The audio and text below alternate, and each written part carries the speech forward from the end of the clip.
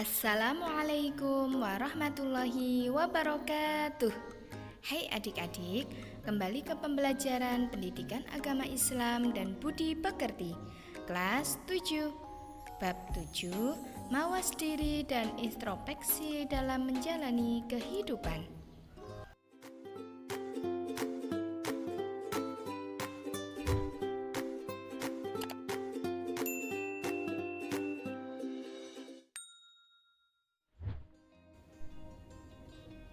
Yang pertama, ada makna beriman kepada malaikat.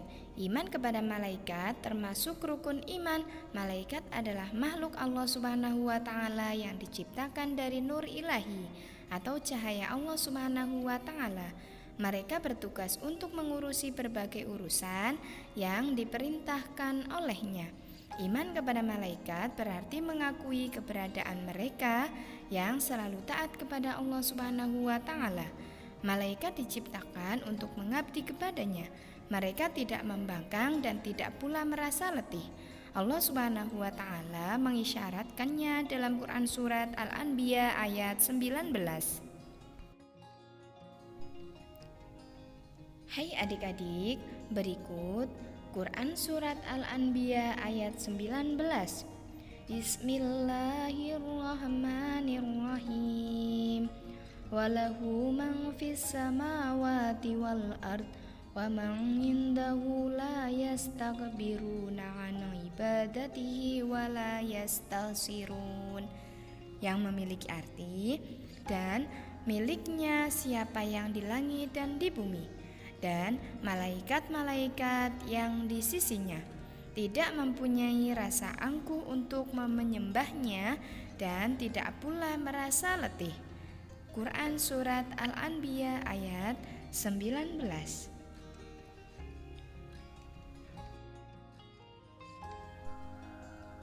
Sifat dan perilaku beriman kepada malaikat. Yang pertama, selalu taat kepada Allah Subhanahu wa taala dan tidak pernah maksiat kepadanya. Yang kedua, sesuai kehendak Allah Subhanahu wa taala, malaikat dapat berubah wujud. Jibril pernah mendatangi Nabi Muhammad SAW dengan menyamar seperti sahabat dengan nama Dihya al-Kalbi, juga seperti sahabat dari Arab Badui. Yang ketiga, tidak makan, tidak minum, dan tidak berjenis kelamin. Yang keempat, tidak pernah berhenti dan letih beribadah kepada Allah Subhanahu wa taala. Yang kelima, senang terhadap majelis zikir. Yang keenam, mendoakan hamba yang menunggu sholat berjamaah. Selanjutnya, nama dan tugas malaikat. Yang pertama, malaikat Jibril. Wahyu kepada Nabi dan Rasul disampaikan oleh Jibril. Malaikat Jibril memiliki nama lain yaitu Ruh Al-Qudus, Ruh Al-Amin, dan Nasum. Yang kedua, malaikat Mikail. Malaikat Mikail memiliki tugas sebagai pengatur kesejahteraan makhluk, seperti menurunkan hujan, mengatur awan dan angin, dan membagi-bagikan rezeki ditugaskan pada Mikail. Yang ketiga, malaikat Israfil. Israfil memiliki tugas meniup terompet sangkakala pada hari kiamat dan saat hari kebangkitan di padang mahsyar. Yang keempat, malaikat Israil. Israil memiliki tugas mencabut nyawa seluruh makhluk hidup, baik manusia, jin, iblis, setan, maupun malaikat apabila telah tiba waktunya. Yang kelima, malaikat Mungkar. Mungkar memiliki tugas bertanya kepada orang yang berada dalam kubur. Yang keenam, malaikat Nakir. Nakir sama seperti Mungkar, bertugas bertanya kepada orang yang berada dalam kubur. Yang ketujuh, malaikat Raqib. Semua pekerjaan yang baik pada setiap manusia sejak akil balik sampai akhir hayat dicatat oleh Raqib. Selanjutnya yang ke-8, malaikat atid. Semua pekerjaan buruk setiap manusia sejak akil balik sampai akhir hayat dicatat oleh atid. Yang ke-9, malaikat Ridwan. Ridwan memiliki tugas menjaga dan mengatur kesejahteraan penghuni surga. Dan yang terakhir, 10, malaikat Malik.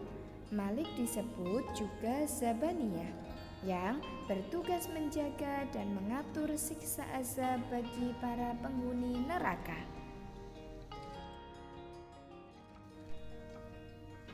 Hai adik-adik, hikmah beriman kepada malaikat. Yang pertama, motivasi untuk mewujudkan ketaatan kepada Allah Subhanahu wa Ta'ala dengan bercermin diri kepada ketaatan malaikat. Yang kedua, menimbulkan kewaspadaan dalam berperilaku dengan merasa diperhatikan oleh malaikat. Yang ketiga, tetap optimis dalam berusaha. Allah Subhanahu wa Ta'ala akan memberi ilmu melalui Jibril dan memberi rezeki melalui Mikail. Yang keempat, berusaha dengan optimis dilandasi keyakinan bahwa Allah Subhanahu wa Ta'ala akan memberi rizki melalui malaikat yang diutuskannya. Yang kelima, mendorong peningkatan amal soleh sebagai bekal untuk kehidupan akhirat.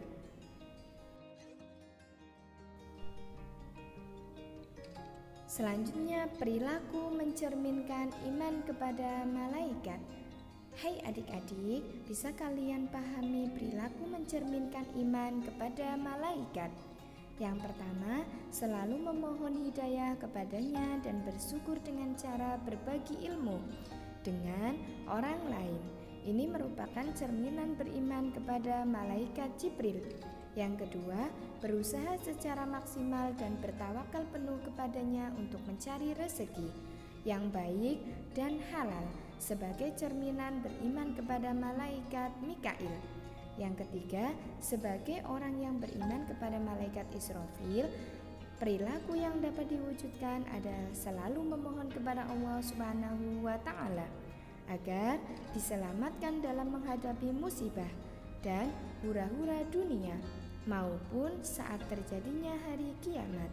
Yang keempat, berusaha mempersiapkan diri untuk menghadapi kematian dengan berdoa agar terhindar dari siksa sakaratul maut.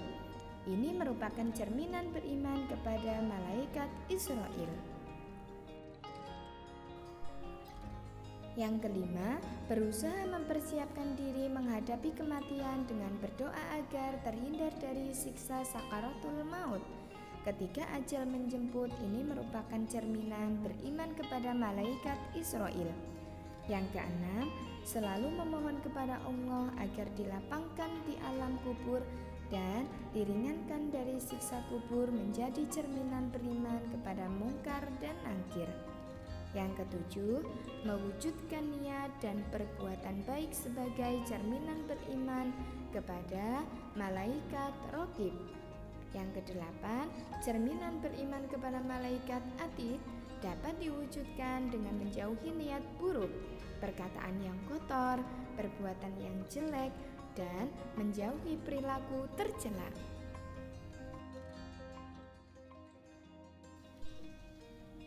Selanjutnya yang kesembilan, cerminan beriman kepada malaikat Ridwan diwujudkan dengan memohon kepada Allah Subhanahu wa Ta'ala agar masuk surga dengan aman, menciptakan kedamaian dan ketentraman di dunia.